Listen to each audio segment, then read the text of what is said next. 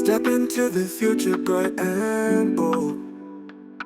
With TaebiLab where stories unfold.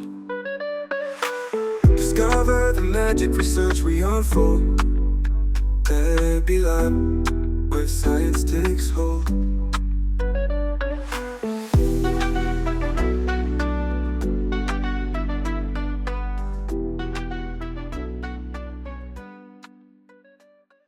Welcome back, everyone. Ready for another deep dive? Always ready. Today, we're going where medical imaging and artificial intelligence meet. Yeah, really cool intersection. And, we love to share what we're up to at the TaebiLab. This is actually our third deep dive focused on, research we've published. Awesome. And today, we're diving into a paper from back in 2022. Mm-hmm. It's called Deep Learning for Computational Hemodynamics. A brief review of recent advances. Catchy title, right? Definitely. It just rolls right off the tongue. It was written by Amir Taha Taebi, and it was published in the journal Fluids. Okay. This review was exciting for us. Gave us a chance to step back and see all the amazing progress happening in this field. We're basically talking about how artificial intelligence, specifically deep learning, can be used to make computational fluid dynamics simulations more powerful, more efficient, just better. Okay, I'm intrigued, but for our listeners who may not be familiar, can you remind us what computational fluid dynamics, or CFD, is? I know we've touched on it before, but a refresher is always good. Definitely. So imagine trying to understand how blood flows through your veins and arteries. Complex system, right? Absolutely. So CFD lets us use powerful computers to simulate that flow. It helps us visualize and analyze how blood moves throughout the body. So it's like creating a virtual map of our circulatory system Mm-hmm. and then seeing how blood navigates all those twists and turns. Exactly. And the insights we can gain from these simulations are super valuable for diagnosing and treating a range of medical conditions, from heart disease to aneurysm, stuff like that. That makes a lot of sense, but I'm guessing it's not as simple as just hitting play on a simulation, right? Yeah. That there must be some challenges in creating these detailed models. Oh, you're absolutely right. While powerful traditional CFD simulations can be computationally expensive. Oh, okay. They require a lot of processing power and time, especially if we're creating personalized models based on a patient's unique anatomy. So it's like trying to run a high-end video game on an old computer. The system just can't keep up. Perfect analogy. And that's where deep learning, or DL, swoops in. Okay. It's a subfield of AI that can help us make CFD simulations faster, more efficient, more accessible, really, to researchers and clinicians. I'm starting to see how the pieces fit together. We have this amazing tool, CFD, for insights into blood flow, but it's computationally demanding. And then deep learning comes in to make it more manageable, like a super-powered sidekick. I love that. A CFD sidekick. That's a great way to think about it. But to really understand how deep learning is, revolutionizing CFD, we need to understand the foundations of these simulations a bit better. Lead the way. You know I love a good scientific exploration. Okay, well, at the heart of CFD are these equations called the Navier-Stokes equations. They describe how fluids move and interact, and they're, pretty fundamental to understanding how things work, from airplanes to blood flow in our bodies. Navier-Stokes equations. Those sound intimidating. Are we going to have to solve complex math problems now? No quizzes, I promise. But think of it this way. You have a glass of water. You drop a bit of food coloring in. It spreads out, right? Yeah. Those patterns, that's what Navier-Stokes equations describe, but on a much more complex scale. Okay, I can picture that. But why are these equations so hard to solve directly when we're talking about blood flow specifically? Well, blood's not just water, right? Right. It's complex. You've got cells, proteins flowing through vessels that are constantly changing, and then you've got the heart beating, creating this pulsatile flow, so solving Navier-Stokes for blood flow in the body. It's like predicting every single drop's movement in a raging river while the riverbed's shifting. Wow, that sounds incredibly challenging. So CFD is our way of tackling this problem by using computers to solve those equations. Exactly. And the cool thing is, these simulations aren't just theoretical. They're being used in real-world medicine right now. Give me some examples. I want to see how this all translates to actual medical practices. Okay, so CFD is being used to study blood flow, of course, cardiovascular system, but also airflow in the respiratory system, even the movement of cerebrospinal fluid in the brain. Wow, so we can see how air moves in our lungs and fluid in our brains. Yep. And it's not just visualizing flow. We can analyze the forces that blood flow exerts, on vessel walls. This helps us understand things like aneurysms or how atherosclerosis develops. Atherosclerosis, that's the buildup of plaque in the arteries, right? So we can actually see how those blockages form. Exactly. And that's just the beginning. CFD also plays a huge role in designing and testing medical devices like heart valves and stents. That makes so much sense. It's like having a virtual testing ground before we even implant them in a patient. Exactly. And it goes further. CFD can optimize drug delivery systems, making sure medications go to the right place at the right time. It can even be used for planning personalized cancer treatments. Okay, you've blown my mind. It's amazing how versatile CFD is. But you mentioned earlier image-based CFD. What makes that unique? Image-based CFD takes personalization to a whole new level. It uses medical images like CT scans or MRI scans to create really detailed 3D models of a patient's blood vessels. Oh, this is a generic model. We're creating a digital twin of their actual anatomy. You nailed it. That lets us create simulations that are incredibly specific to each patient, giving us even more precise insights. That sounds like a game changer. But I'm also remembering those challenges with traditional CFD. Can you remind us what those are and how deep learning steps in to address them? Sure. So CFD is amazing, but it does have limitations. Right. First, those simulations can be computationally expensive, as we talked about. Yeah. Second, it's hard to figure out the right parameters to use, things like blood viscosity, vessel elasticity, even the starting conditions of the flow. And third, we're generating so much data from these simulations, and we need new ways to analyze it all. Okay, so high costs, tricky parameters, and a ton of data. Those are some serious hurdles. They are, but deep learning offers a potential solution. All right, this is where it gets exciting.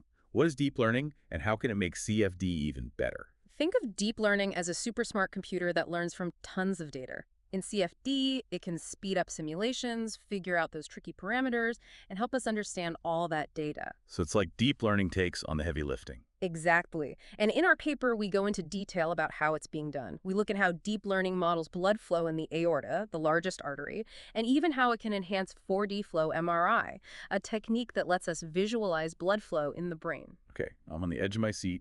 Let's dive into those examples. Where do we start? Let's start with the aorta. It's this critical blood vessel, and researchers have been using deep learning to predict blood flow and pressure within it. They've even been able to model challenging conditions like aortic coarctation. Aortic coarctation. Yeah, it's a narrowing of the aorta can cause a bunch of health problems. Sounds serious. So what makes deep learning so helpful in these cases?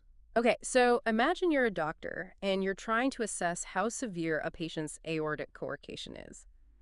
Traditionally, you'd use imaging, maybe some calculations, but it's not always precise. Deep learning, though, could take all that patient data and predict the blood flow, the pressures in their aorta way more accurately. So it's like a personalized crystal ball showing exactly what's happening inside. That's a great way to put it. And the implications for patient care are huge. I mean, doctors could diagnose earlier, tailor treatments, even predict complications. Wow, that's incredible. Deep learning could revolutionize how we approach cardiovascular care. Now, you also mentioned deep learning being used to enhance 4D flow MRI, which visualizes blood flow in the brain, right? Tell me more. Yeah, 4D flow MRI is powerful, but it has limitations. It can be noisy, has artifacts, and it can't directly measure certain things like pressure. Deep learning can clean up the data, extract more info, even predict those missing parameters. So it's like a superpowered filter, enhancing the image and showing us hidden details. Exactly. It opens up so many possibilities for understanding blood flow in the brain. We can study strokes, aneurysms, even neurodegenerative diseases, all non-invasively, so safer and more comfortable for patients. This is groundbreaking stuff. But where do we go from here? What's the future of deep learning in hemodynamics? Well, remember, deep learning isn't replacing CFD. Right. It's a tool to make it better, faster, more accessible, more personalized. And there's still so much to improve. We need larger, more specialized data sets to train these deep learning models. So it's not just about having more data, it's about having the right kind of data. Data that's specific to what we're trying to solve in hemodynamics. Exactly. And we need to incorporate more complex physics into the models. Like, blood doesn't always behave like a simple fluid, especially in small vessels. We also need to consider how elastic the vessels are, which impacts blood flow. So we're making the models more sophisticated, more realistic, to truly capture the nuances of blood flow. Yeah, and the ultimate goal is to have these integrated deep learning pipelines that can handle the whole CFD simulation start to finish. Streamlining everything, making Yeah. it more automated. It's Exactly. amazing to think one day we might even have real-time CFD simulations during surgery. That's a real possibility. Surgeons could see instant feedback on blood flow, guiding their decisions as they operate. It'd be like having a GPS for surgery. Mind-blowing. But let's bring it back to your paper for a second. You reviewed all these efforts to integrate deep learning with CFD, discussed its applications. Were there any specific findings or insights that stood out to you? One thing was just the sheer breadth of applications. I mean, people are using deep learning for everything, from modeling blood flow in the aorta, cerebral arteries, to enhancing 4D flow MRI data. It's really versatile. It is. Another interesting finding was the emergence of these things called physics-informed neural networks, or PNNs. PNNs, we Yeah. talked about those earlier. Yeah. Remember the challenges of traditional CFD? Well, PINs use both data and physics to make accurate predictions, even with limited data. So they're like a hybrid approach, combining data-driven learning with what we already know about physics. Exactly. And we were particularly excited about PNNs for hemodynamics because they can help with those big challenges, like the lack of large data sets and the complexity of the physics involved. It seems like PNNs are a real game changer in this field. But like any new tech, I imagine there are challenges too, right? Of course. One thing is figuring out how to handle noisy or incomplete data, which is common in clinical settings. We need to be sure these models are robust and reliable, even with imperfect data. Making sure they're giving us accurate predictions, not leading us down the wrong path. So safety and effectiveness are crucial. Absolutely. And that brings up another point. While deep learning is promising, we need to rigorously validate these models, make sure they're safe and effective, before using them clinically. Validation is key. We need to know these models are doing what they're supposed to, actually improving outcomes, not just making cool visuals. Exactly. And that takes collaboration. Researchers, clinicians, regulatory bodies all need to work together, establish guidelines and standards. It's not just about the tech itself. It's about using it responsibly, ethically, to truly improve patient care. You got it. And it's important to remember this is still a young field. We're just scratching the surface of what's possible with deep learning in hemodynamics. There's so much potential for breakthroughs. What are you most excited about, either in your own research or in the field more broadly? One area that fascinates me is developing personalized deep learning models for CFD. Imagine creating a virtual model of a patient's cardiovascular system that captures everything unique about them.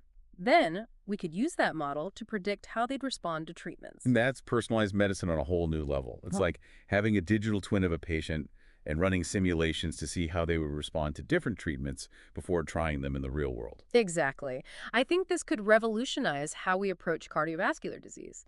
We could identify high-risk patients, develop truly personalized plans, even monitor patients remotely. It's like having a virtual cardiologist, always there to help.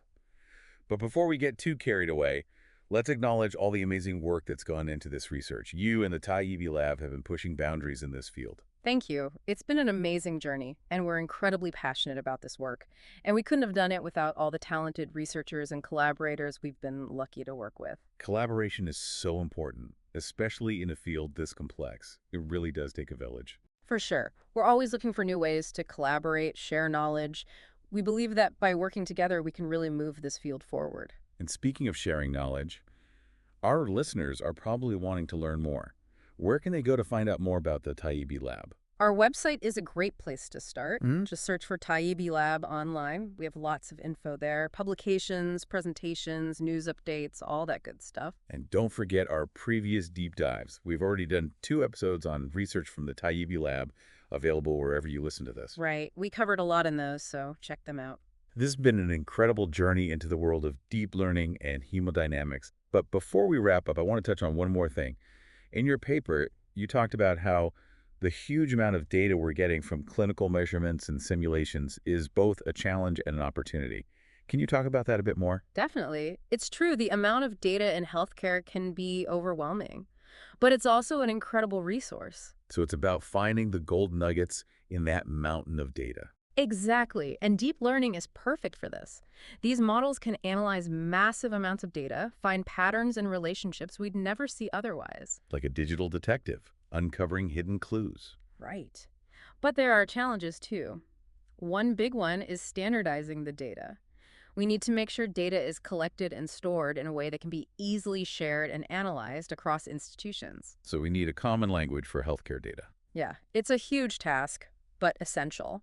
Imagine if every hospital and research center could easily share their data. We could create enormous data sets, power even more sophisticated models, and make even bigger discoveries. That's a powerful vision. But what about privacy and security? Those are always concerns with health information. You're absolutely right, they're essential. We need strong safeguards to protect patient information, make sure it's only used for the right reasons.